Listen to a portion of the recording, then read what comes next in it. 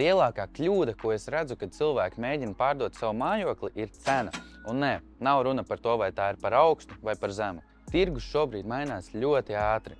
Mēs, kā aģenti, pirms liekam pārdot īpašumu, uztaisam kvalitatīvu tirgus analīzi. Nevis skatāmies uz to, kādi sludinājumi šobrīd atrodas publiskajā telpā, SSā vai Facebookā, bet apskatāmies uz reāliem notikušiem darījumiem pēdējā gada laikā.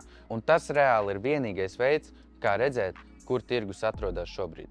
Ja sākuma cena ir noteikta kaut vai par 10% nepareizi, tad īpašums vienkārši izdeg. Viņš stāv publiskajā telpā ļoti ilgu laiku, un pēc tam, kad pienāk tas laiks pārdot to īpašumu, un kad ir reāli parādījies pircējs, tad darījums notiek par lētāku cenu, nekā tas varēja reāli notikt pašā sākumā. Un, lai no tā izvairītos, mēs saviem klientiem veicam bezmaksas tirgus analīzi. Ja šobrīd apsverat savu mājokļa pārdošanu un vēlaties uzzināt tā reālo cenu, sazinieties ar mani.